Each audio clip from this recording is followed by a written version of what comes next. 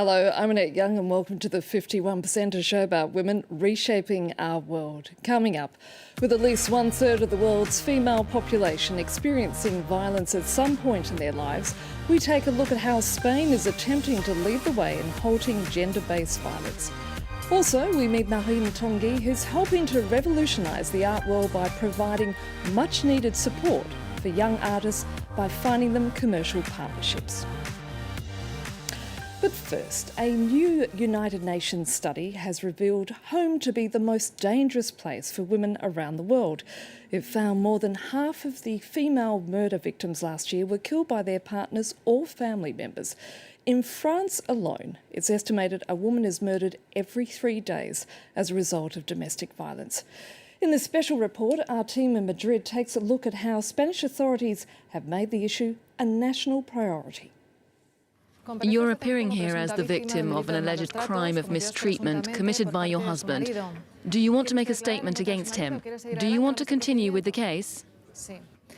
This is one of the specialist courts set up in 2004, dedicated to cases of violence against women by their partners. Can you explain to us what happened yesterday at your home? Él comenzó a insultarme por la noche. Y si me cogió de aquí del pelo y del cuello y me tiró hacia adelante. Are you afraid of your husband? Would you like protective measures to be implemented to prevent him from coming close to you? It's okay. Would you like a break? Do you think you can continue to testify? In Spain, once a complaint is brought, judges trained in violence against women have a maximum of 72 hours to process the case. They must hear evidence from the alleged victim and the accused. You didn't touch your wife? Had you been drinking? Do you have an alcohol problem? It's adjourned to the following morning in order to hear from the couple's daughter. Until then, the husband is remanded in custody. If the judge finds sufficient evidence, a quick trial will be organised within 15 days in these same courts. You may be seated. You're accused of making threats within the household. You can, if you like, accept the facts of the case. Duly noted. Do you also accept the sentence proposed by the prosecutor for that instance, community service? If these threats had taken place outside a relationship or a household, we'd be dealing with a minor crime. And if the victim hadn't filed a complaint, there would have been no trial. But this case here is different. These threats fall under a special category called violence against a woman in a relationship. And this means the victim doesn't have to file a complaint. The state acts directly on her behalf. But many victims of abuse take years to go to the police. In Seville, one association is committed to helping women out of the cycle of violence. They run social activities for both women and men. When a man learns to respect you and love you, he doesn't have any reason to want to beat you, rape you, or kill you. He can see your humanity and see you as an equal. These survivors, as they call themselves, support one another through their court cases and their quest for work. But above all, they learn to get their self-confidence back. Co-founder Antonia was a university lecturer. She never expected to find herself putting up with 15 years of abuse. I never thought this could happen to somebody who's educated. I thought it was a social class thing, something that only happens to people who are poor or ignorant, but that's just not the case. It can happen to anyone. Like her, many others lost self-esteem, suffering in silence. Here is how the circle of violence begins. He hits you, then he says he's sorry. He's down on his knees saying, "Please, I'll never do it again." He's crying. And because he is your husband or your partner, and you do love him, well, you come back. Now, thanks to this support network, these women of all ages and backgrounds feel free. They have a new family. Spain began a concerted fight to stop what it now terms gender violence after a tragic case, the death of Ana Orante. In 1997, Oranti told a TV programme her ex-partner had abused her for 40 years. 3 days later, he threw petrol over her, burning her alive. Today, the Spanish media report every case of women killed by their partners. This Wednesday, Spain wakes up to 4 more lives ended too soon, 2 women and 2 girls. The victims had all reported abuse or sought help. Inequality continues to kill. The radio programme Hoy por Hoy has the highest number of listeners in Spain. Its star presenter says the media had to improve its reporting. Before, gender-based violence would end up in the news in brief section. You'd read about accidents, a natural disaster somewhere, and eventually about some woman killed by her husband. That's not right. This is a specific problem that can't be reported like some low-priority news item. The data suggests Spain doesn't have the worst record on men killing their partners.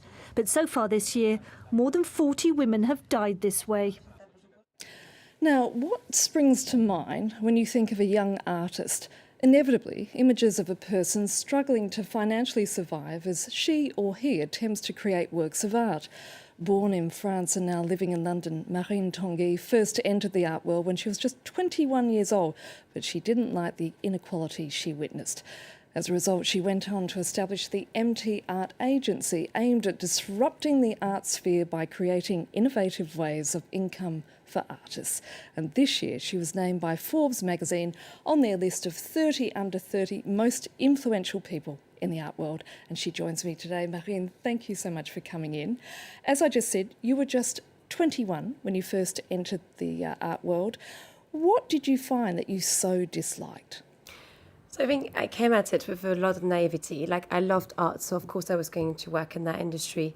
And quickly what kind of I realized as a gallery director is that you only encountered artists who could afford to be artists. You only encountered art professionals who were coming from a certain type of background. And that really bothered me, because the reason I loved art is because of its universality, the fact that as a language, you can just share it so easily. So yeah, it really did bother me when I started. And part of the problem, isn't it, in the art world, is money is where the power is at. And the reality is that most art collectors and curators are predominantly men. Well, yeah, and I think, I guess it's a conservative industry, and if you look at any kind of conservative sectors, the money will still be very much masculine in that sense. It has many implications because, again, you're talking about a language that your kids are learning from.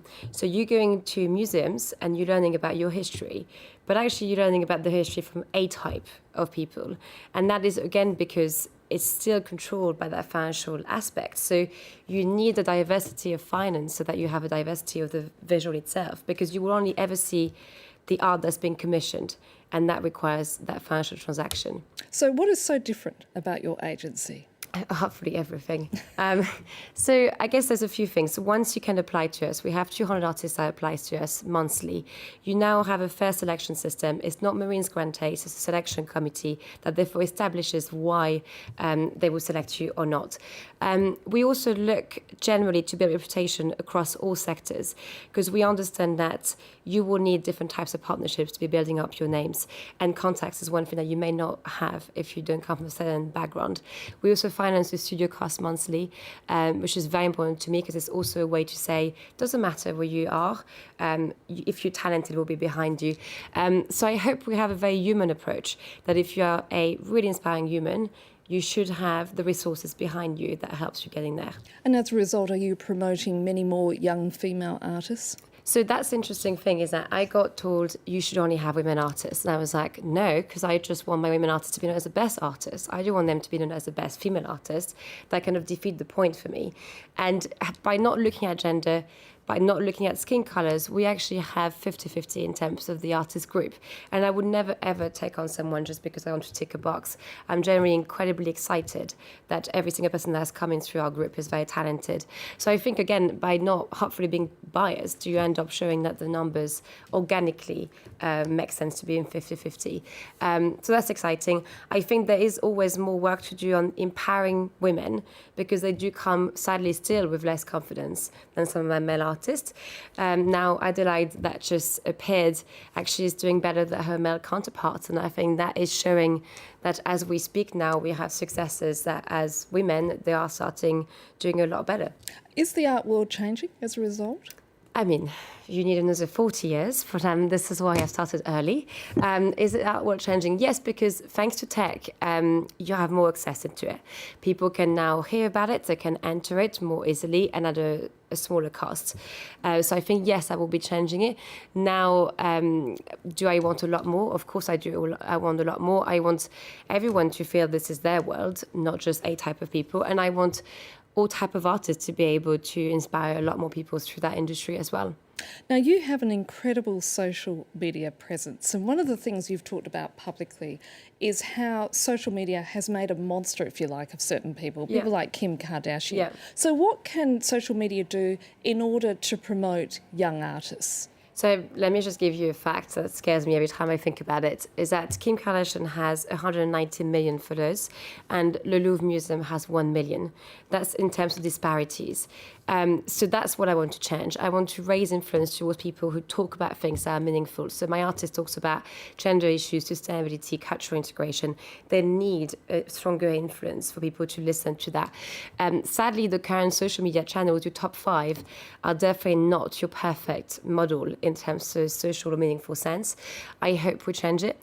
I don't want young girls to feel pressurized anymore to just look sexy. I would like them to feel pressurized to achieve things and talk about things that are meaningful than just looking sexy. But it's, again, a long road.